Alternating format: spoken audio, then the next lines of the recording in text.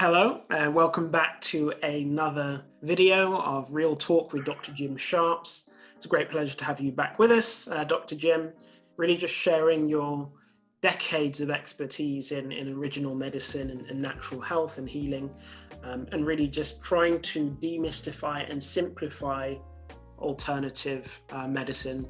For those of you that know the channel, we really do want to just simplify. There's a lot of misinformation, disinformation in terms of alternative approaches to healthcare and medicine, and we really want to address that with this channel and with specifically this series with Real Talk and Dr. Jim.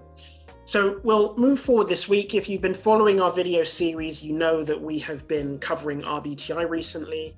Our last video that we recorded kind of closed that series for now, but as always, do let us know in the comments of our videos what topics you want to hear about. Dr. Jim has a very broad breadth and depth of knowledge, so there's not too many topics that we can't cover in these videos. But we wanted to switch it up a little bit in this video today and look more broadly and more generally about, hey, Dr. Jim, we've kind of gone granular with the RBTI, but can we kind of go a bit more global with the 8 laws of health and just some very practical tips, insights that come out of the 8 laws that people might, think, oh, that's something I can apply in my life and see some benefits. So we wanted to just very briefly go over that today in the video, change up the pace a little bit. So I hope you kind of enjoy listening to our conversation today.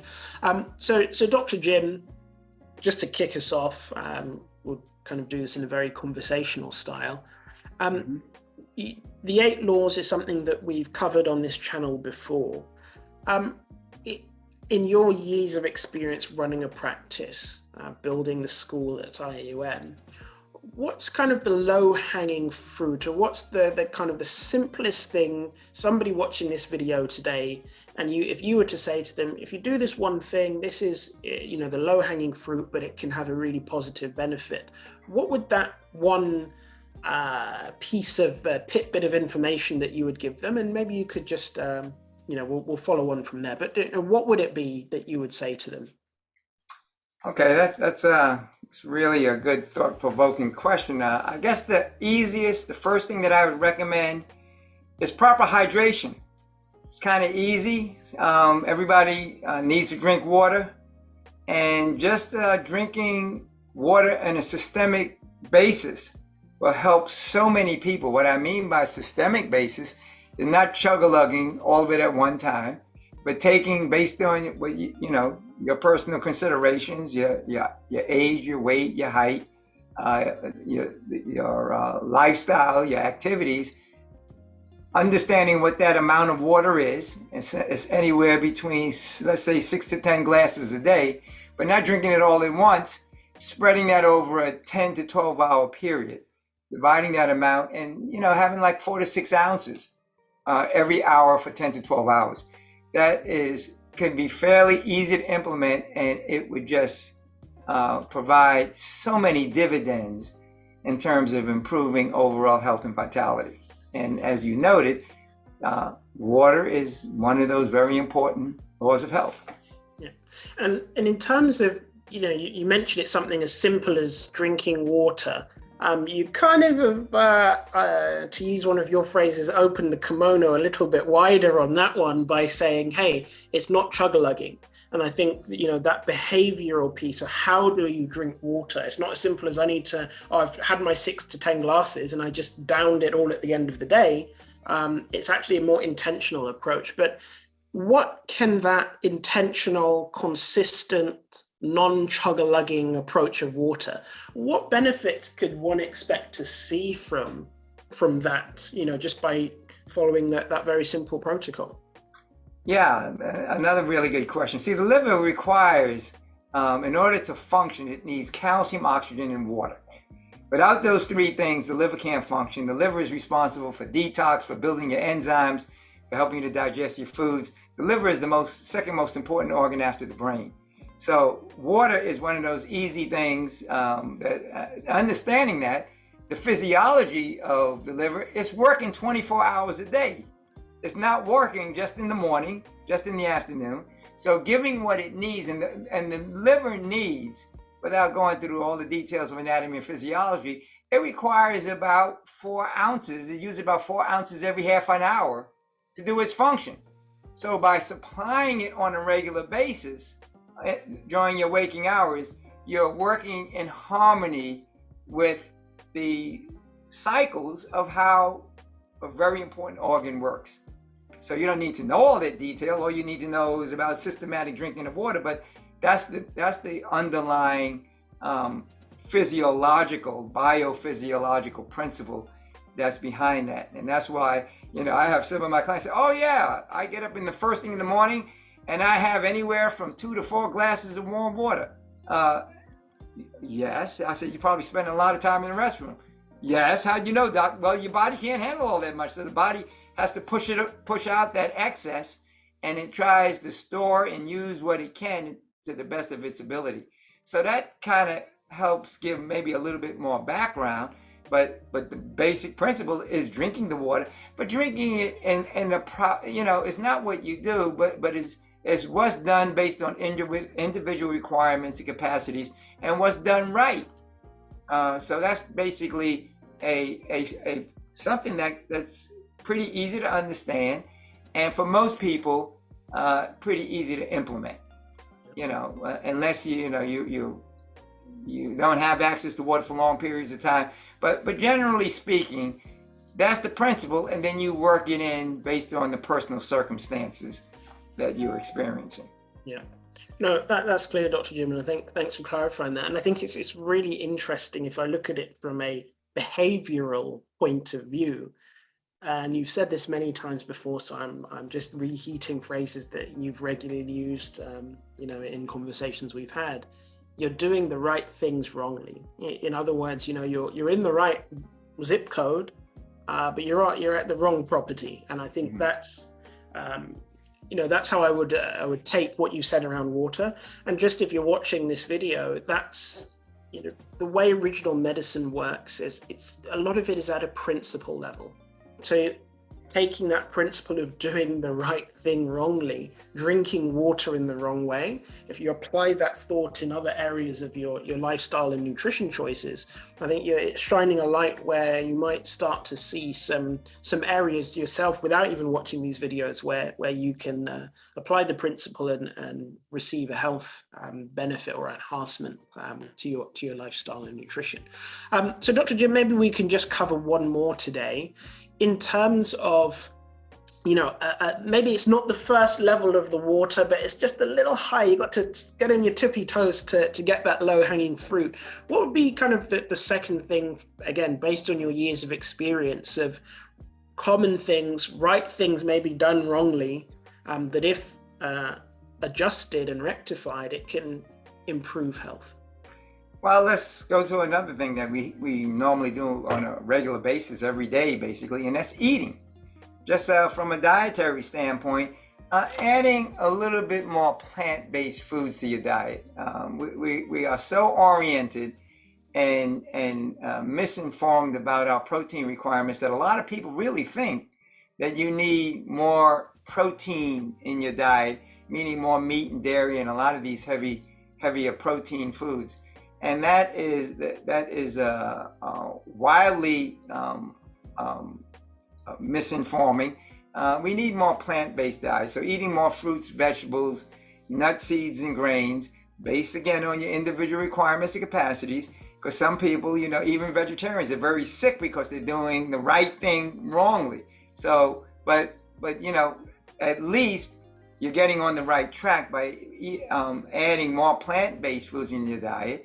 And if you want to eat meat or dairy and you can handle it without getting sick or anything like that because your digestion system is strong enough, etc., that's fine.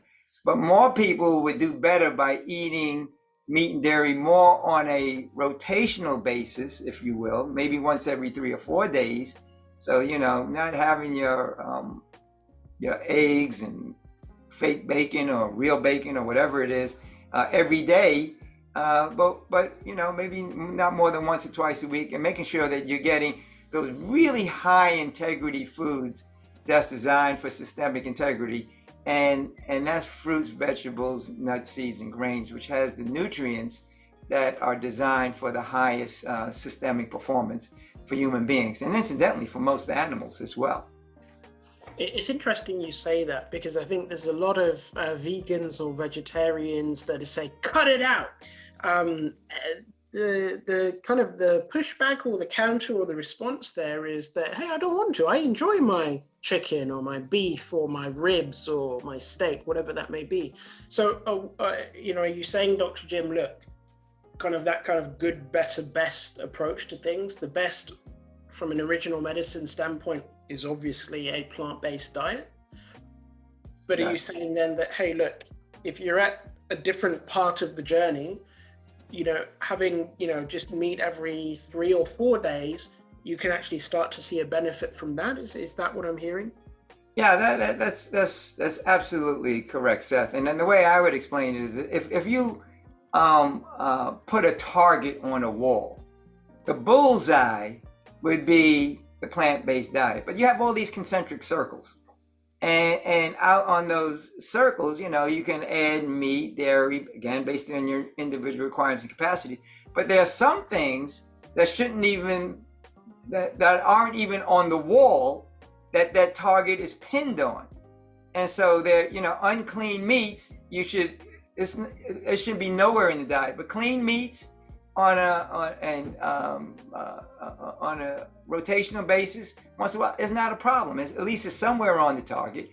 And if you're particularly robust and you have and your digestion can handle it, a little meat and dairy aren't going to kill you.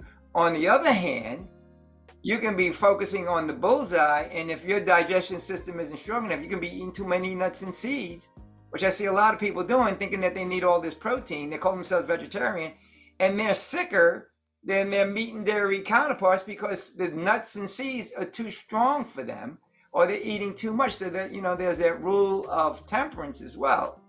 You're doing avoiding those things that are harmful and doing those things that are good for you, in what you call in a right way, and doing them rightly instead of wrongly. Not too much, not too little. So that kind of puts into the context of always honoring the individual, and looking at what the individual person's circumstances are, requirements and capacities. And I see too many professionals, well-meaning, coming out with these one-size-fits-all. And even in a lot of well-meaning wellness centers, everybody can't fast or shouldn't be put on a fast, or even put 100% on a vegetarian diet all of a sudden. Sometimes you go to these centers and they cold turkey you off of coffee and this, that, and the other thing, and the person is more miserable when they left than when they came in. So it's a lot about common sense and a rational approach to working with people as individuals, not as some research animal or somebody treating everybody like they're all in a research project. People have lives, and you need to honor people's individual dignity, their individual circumstances, etc. So that's something that even I had to learn, and as you said, I have a lot of experience, both with myself over 20 years personally. So I understand a lot of the issues that people are dealing with because I was blessed with poor health.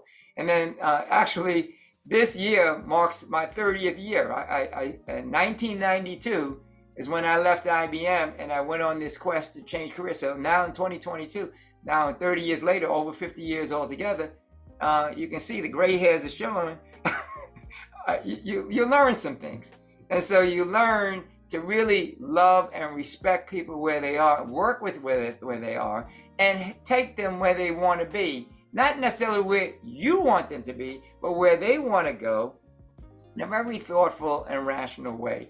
So it's honoring people's individual dignity, as I said, and then doing these things, you're right, doing even right things rightly instead of doing right things wrongly. Yeah. Dr. Jim, it's been a pleasure. It's great, and I always thank you for just unwrapping these concepts for us in such a humorous and engaging way. So we've, as I said, we've finished the RBTI series. We wanted to kind of mix it up a little this week. We have some kind of content plans for videos that are coming up that are on very varied topics. So jumping around a little more. But we do want to be led by you, our kind of viewers in our channel. So please do leave a comment on the video. Make sure you're subscribed. Make sure you're liking the video and hit the bell button when you do subscribe, so you're notified when we do release a new video. But we'll keep it fresh. We'll keep it moving every week. We'll try and keep it very engaging. But Dr. Jim, once again, thank you so much for sharing with us. And we'll see you next time for looking at the real talk with Dr. Jim and looking at these natural health topics from the perspective of original medicine. See you then. Bye for now. Bye for now. Blessings to all.